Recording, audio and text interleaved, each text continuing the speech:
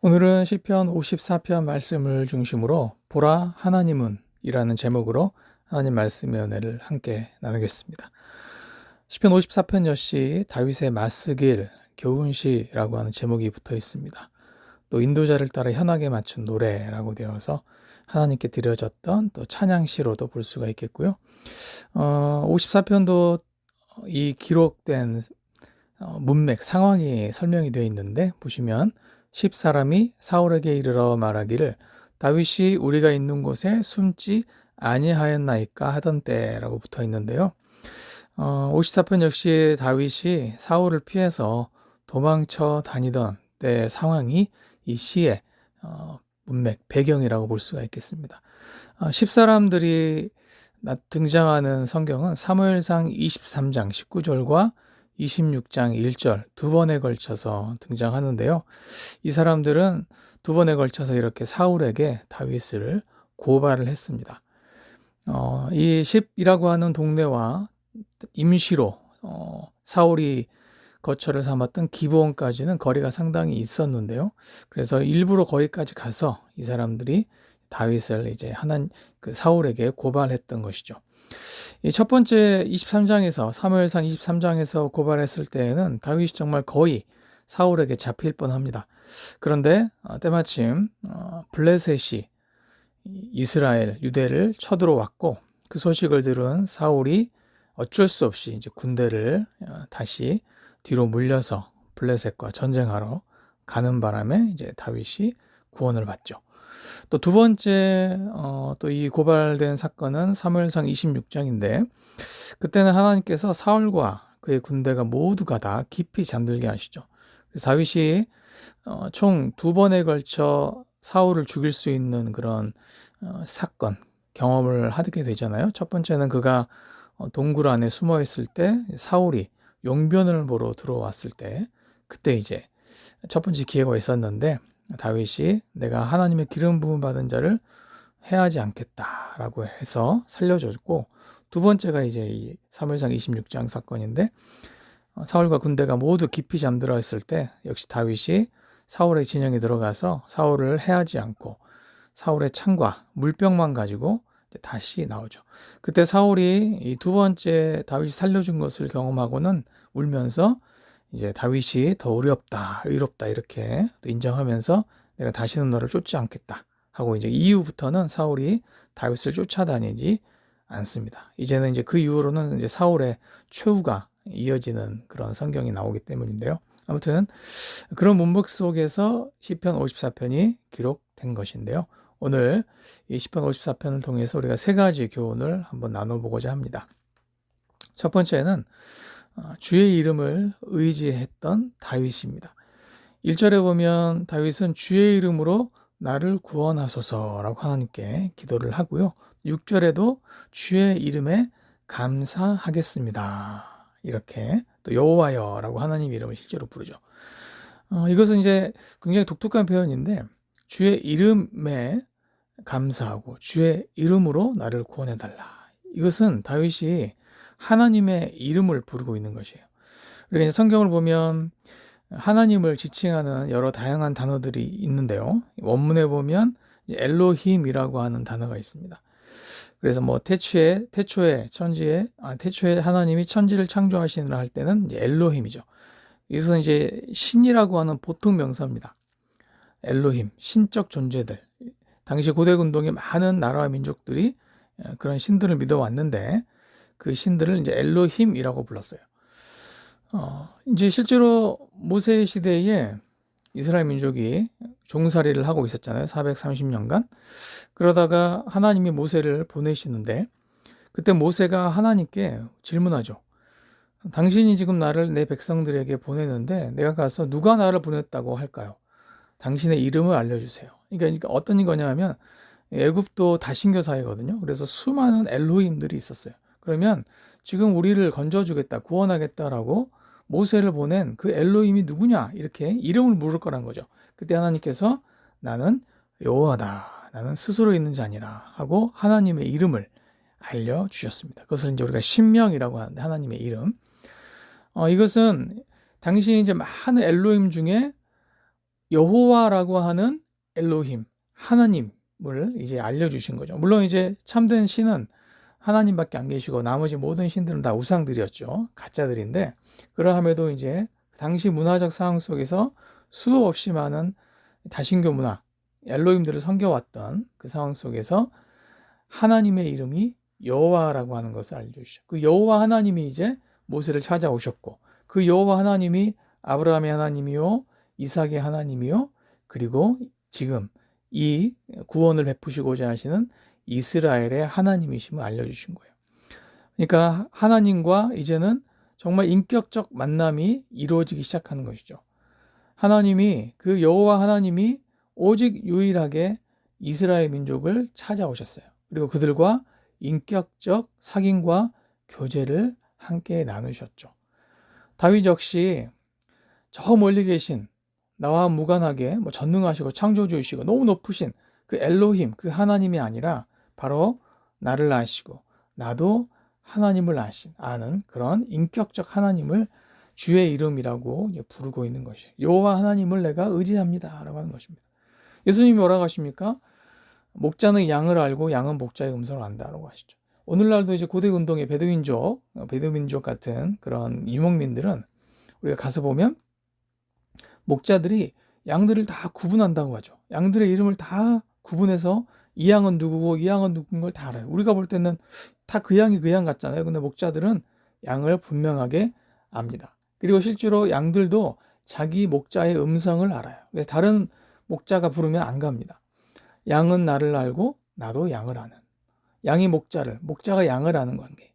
그러한 관계 같이 인격적인 하나님께서 이제 이스라엘 민족을 찾아오신 것처럼 그 여호와 하나님이 다윗을 찾아오신 거잖아요. 그래서 다윗은 그 하나님과 내가 만났고 내가 그 하나님을 안다고 하는 인격적 고백으로 주의 이름을 의지한 것입니다.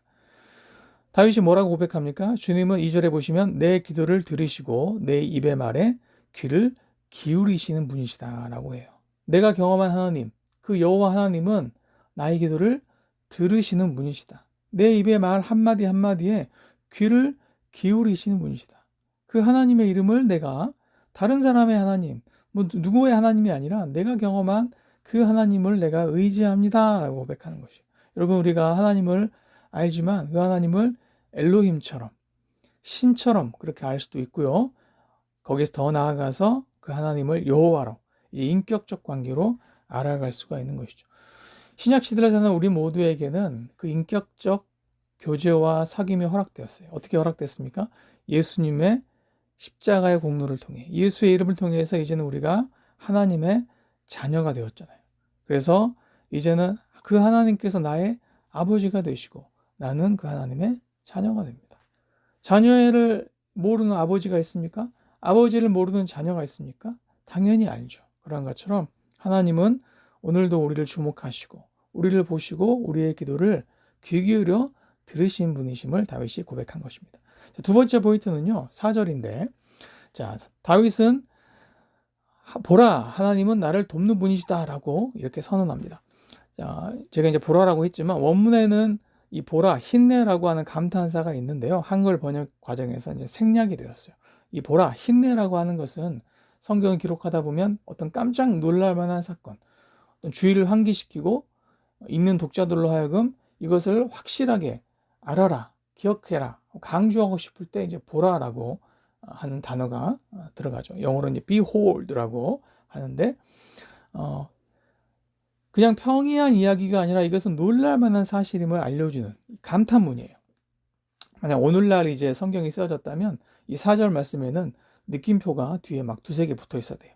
하나님이 누구신지 아느냐? 하나님은 이런 분이시다. 다윗이 지금 그냥 하나님이 나를 도우십니다 라고 하는 게 아니에요. 보라, 하나님은 나를 도우시는 분이다 라고 강조해서 선포하는 것이죠. 그래서 이 힘내라고 하는 표현은 놀라운 사건이나 어떤 깨달음을 얻었다 할지, 혹은 내 자신에게 말하거나 모두에게 이 사실을 강조하고 싶을 때 사용하는 단어입니다. 다윗은 그렇게 고백하는 거예요. 하나님은 나를 돕는 분이십니다. 느낌표. 주님께서는 내 생명을 붙들어 주시는 분이십니다. 느낌표. 그것입니다. 다윗이 지금 그 하나님을 고백하고 있는 것이에요. 여기서 나를 돕는다라고 할 때는 이제 에제르라고 하는, 본문은 이제 동사는 아제르고 명사형이 에셀입니다만, 이제 에벤 에셀 할 때 그 에셀이죠. 이 에셀은 높은 자가 낮은 자를 도울 때 사용돼요. 내가 뭐 사장인데 내가 너무 이제 일이 바빠가지고 내 일을 좀 도와줄 사람을 고용한다 그러면 에제르가 아니에요. 내가 도저히 해결할 수 없는 문제가 생겼을 때 이것을 더 높은 권력이나 지위에 있는 사람이 나를 도와줘서 해결해 준 그런 것이 이제 에제르입니다. 즉 하나님이 높으시고 우리는 그 높으신 하나님의 도움을 받는 존재라고 하는 것이죠. 창세기에서 하나님께서 아담을 돕기 위해서 돕는 배필 하와를 보내시는데, 그때 이 돕는 배필 할 때 그 돕다도 에젤이에요. 그러니까 그 도움은 사람의 도움 혹은 더 낮은 지위의 도움이 아니라 하나님의 도우심으로 하나님이 하와를 아담에게 보내신 거죠. 그래서 부부는 서로가 서로에게 이제 돕는 배필이잖아요.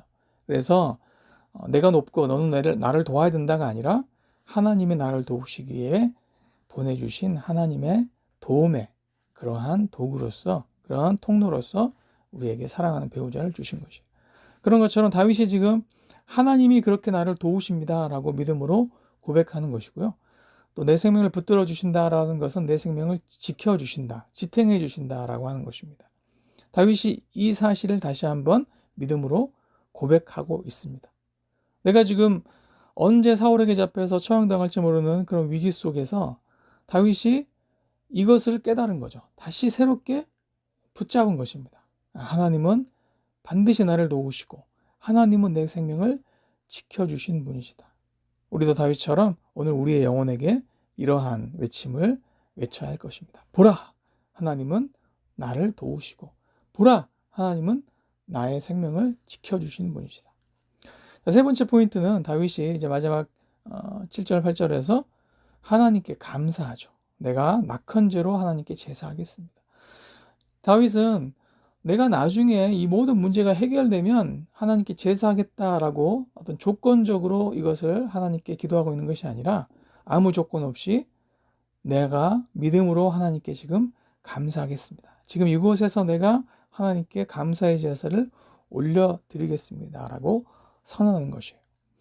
우리가 다윗이 이런 감사를 드릴 수 있었던 것은 그가 확신했기 때문인데, 어떤 확신이냐면 하나님은 그 약속을 반드시 이루실 것이라는 확신이죠.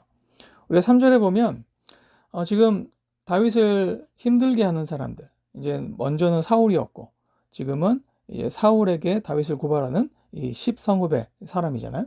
이 10사람들을 생각하면서 다윗이 왜 하나님이 나를 도와주실 수밖에 없는지를 뭐라고 얘기하냐면, 그들은 하나님을 그들 앞에 두지 않는다라고 표현해요.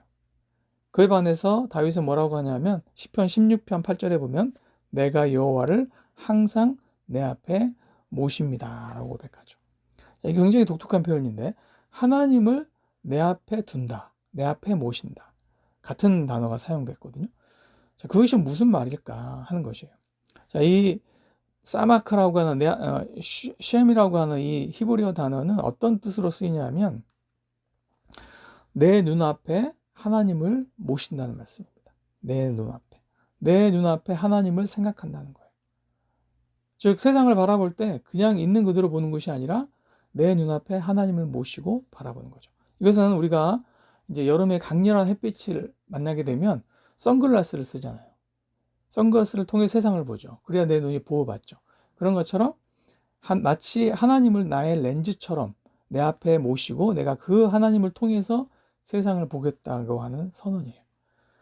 우리가 세상을 그냥 보게 되면요, 고난은 고난이에요. 환난은 환난이에요. 그렇죠? 그런데 하나님을 통해 세상을 보면 고난도 축복이 됩니다. 역경도 오히려 하나님의 은혜가 됩니다. 왜? 하나님이 이 모든 것을 합력해서 선을 이루실 수 있는 분이고 그렇게 하실 분이기 때문이에요. 다윗이 지금 고난 앞에 있지만 그는 하나님을 통해서 이 고난을 본 것이죠. 하나님이 다윗에게 오셔서 그를 기름 부어 왕으로 세우십니다. 그렇죠? 그 왕으로 세우신 하나님께서 다윗이 실제로 이제 왕이 될 때까지 거의 한 10년 이상을 다윗이 도망 다니는데 그 세월 안에 하나님께서 그를 버리시겠냐는 거예요. 내가 너를 왕으로 반드시 세우리라 하고 사무엘을 통해 기름 부으신 하나님이기 때문에 반드시 그가 왕이 될 때까지 어찌 다윗을 지키시지 않겠는가? 어찌 그의 생명을 붙들어 주시지 않겠는가 하는 것이죠. 다윗이 그 약속을 다시 붙잡은 것입니다. 우리가 하나님을 내 눈앞에 모신다고 하는 것은 하나님의 약속을 내 눈앞에 모시는 거예요. 하나님의 언약을, 하나님의 그 임재와 그 신실하신 동행하심을 항상 기억하고 있지 않은 것입니다. 그 시선으로 그 렌즈를 통해 세상을 바라보는 것이에요. 그러면 어떤 고난을 만나도 어떤 혼란을 만나도 우리가 믿음으로 오히려 기대하게 되고 오히려 하나님께 기도하게 되는 것이죠. 오늘 나는 하나님을 통해서 또 하나님의 약속을 통해서 세상을 바라보고 있는지 생각해 보았으면 좋겠습니다. 나의 일을 바라볼 때, 나의 가정을 바라볼 때, 나의 자녀들을 바라볼 때 나는 있는 그대로 보고 있는가? 아니면 하나님의 시각을 통해, 하나님의 약속, 언약을 통해 바라보고 있는가 하는 것입니다. 우리가 광야를 통해 포커싱 훈련을 하잖아요. 결국 내가 누구를 통해 볼 것인가? 내가 하나님께까지 내 시선이 항상 닿아 있어야 하는 것을 우리가 포커싱 훈련이라고 배웠죠. 그런 것처럼 자, 다윗이 고백한 그 고백이 결국 그를 감사하게 했어요. 하나님은 반드시 이것을 합력해서 선을 이루시겠군요. 하나님, 제가 믿겠습니다. 제가 고백합니다. 확신합니다. 제가 흔들리지 않겠습니다. 라고 다윗이 믿음으로 선포한 것이죠. 오늘 시편 54편 말씀을 통해서 나를 아시고 내가 하나님을 아는 그 하나님의 이름 여호와 하나님, 예수 그리스도를 통해 나의 아버지가 되시는 그 하나님의 이름을 우리가 의지하길 원합니다. 그리고 늘 나를 도우시고 또 나의 생명을 지켜주시는 그 하나님을 다시 우리가 붙들고 에벤에셀의 하나님을 의지하기를 원합니다. 그리고 우리가 하나님의 시각을 가지고 말씀을 통해 세상을, 약속을 통해, 언약을 통해 세상을, 나를, 우리 가정을 바라보면서 믿음으로 하나님께 감사하기를 원합니다. 그래야 할 때에 다윗을 결코 떠나지 아니하시고 그를 도우사, 그를 지켜주셔서 그가 하나님의 약속을 이루는 왕이 되게 하신 것처럼 우리에게도 왕같은 제사장, 우리가 가야 할 그 구속사의 여정을 끝까지 동행해 주시고 지켜주시고 인도해 주셔서 그 약속이 다 이루어지는 우리 모두의 삶이 되시기를 주님의 이름으로 간절히 부탁을 드립니다. 기도하겠습니다. 하나님 감사합니다. 오늘 주의 약속의 말씀을 붙잡습니다. 내가 알고 나를 아시는 하나님의 그 이름을 우리가 의지합니다. 내 기도를 들으시는 주님, 내 입의 말에 귀를 기울이시는 주님, 주님을 의지합니다. 도와주시옵소서. 내 생명을 붙들어 주시옵소서.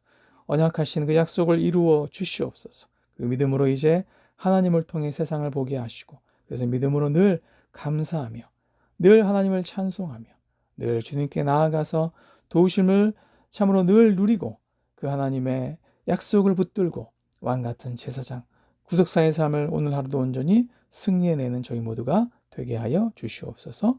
예수님의 이름으로 기도드립니다. 아멘.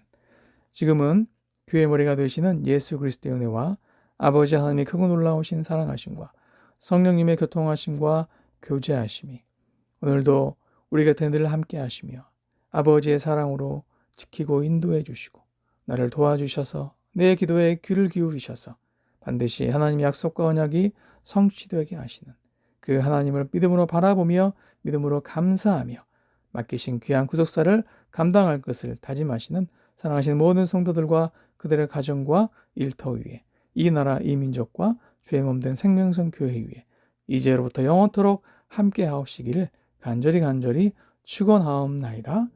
아멘.